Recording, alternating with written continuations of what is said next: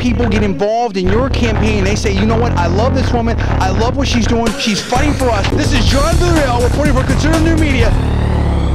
Hey peeps, what's up? It's me, JDV from Conservative New Media. Paul Villarreal is on the phone as well. Now, this is an explosive story that you not going to hear other places, right? Because this has been, in my personal opinion, maybe swept under the rug by the mainstream media. What is this story?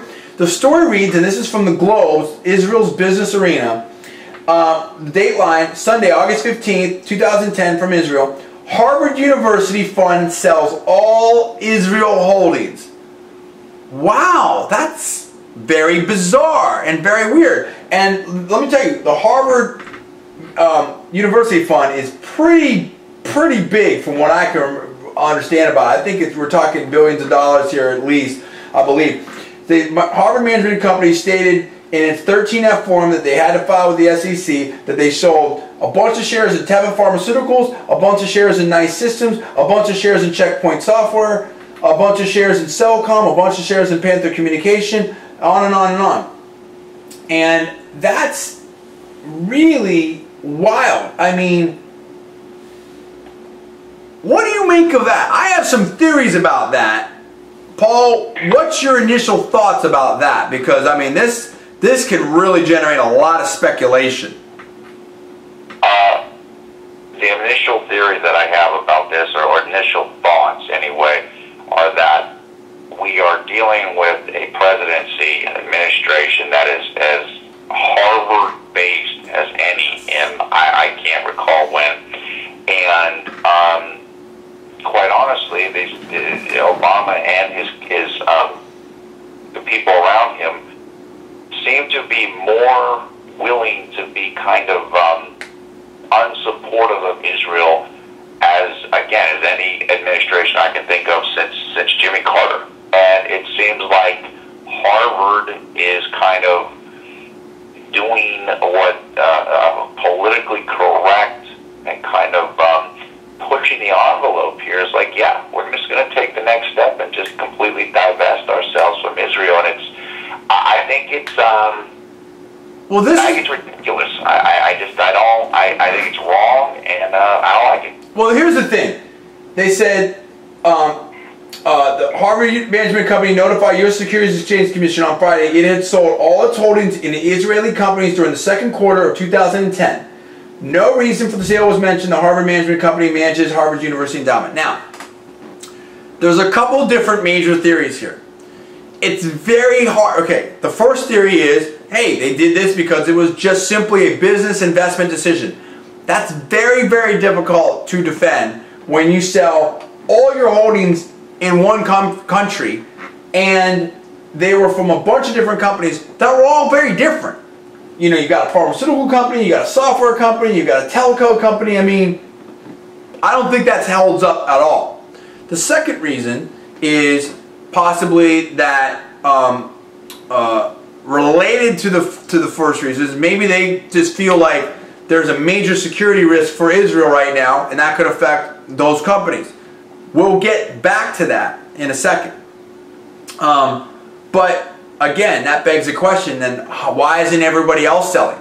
Are you telling me that that Harvard Endowment Fund is smarter than the street? Are you telling me that they have information that nobody else has? Now, the third thing, as you said, is maybe it's a political move, i.e. like when people were boycotting and divesting from South Africa. That they just did it because they don't agree with what Israel's doing now for whatever reason. Now, let's put all that on hold. There's a fourth reason that we'll get to, or fourth possible reason. First of all, we don't have any facts on this other than what this article says. We have no knowledge or inside information. It's all purely, and this whole video, obviously, as we always say, is our personal opinion. We're not alleging any facts or whatever like that, but we definitely don't have any. This is all conjecture. So here's the thing. But I mean, being a lawyer, an elite lawyer, I have to look at what is logically possible.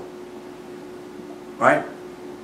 And the fourth thing is logically possible is maybe they have some kind of inside information one way or the other. Now,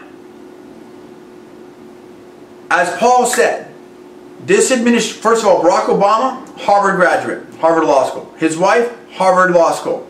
A bunch of other people in the administration I'm going to forget now. Harvard Law School. Justice Kagan, who he just nominated to the Supreme Court.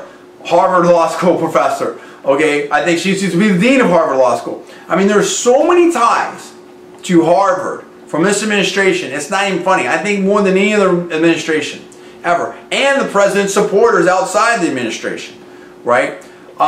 Whether you're talking about former governor of New York, oh man, I'm losing his name. Who was that guy that got in trouble and stuff like that? Spitzer, yeah, Spitzer, and Jim Cramer was a big supporter of Obama for a long time, and both Harvard Law School. I mean, on and on and on.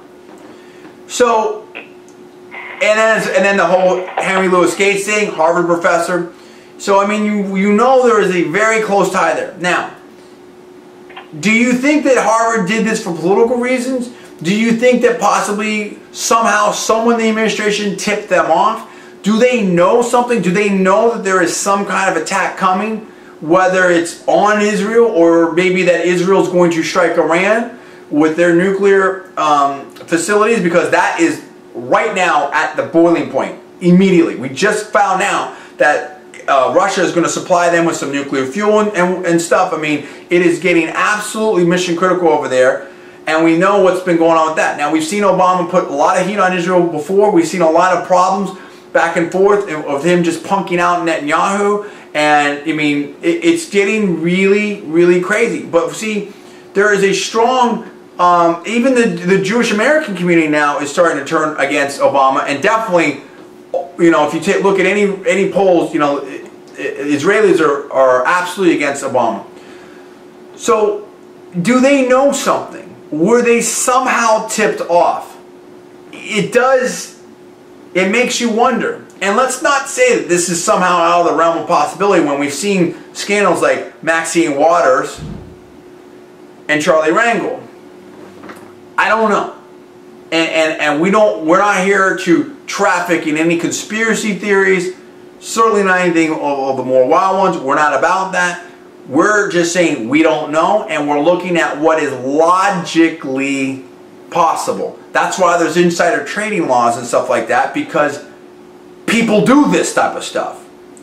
So, Paul, what do you think of those theories, and what is your, again, complete conjecture here, but what is your best guess of what's going on here? Because on the face of it, this story doesn't make any sense.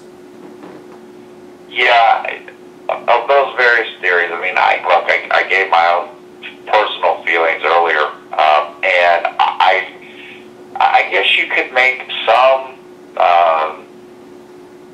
argument towards the security risk issue, or with, I don't know, the what's going on in the Middle East right now, or the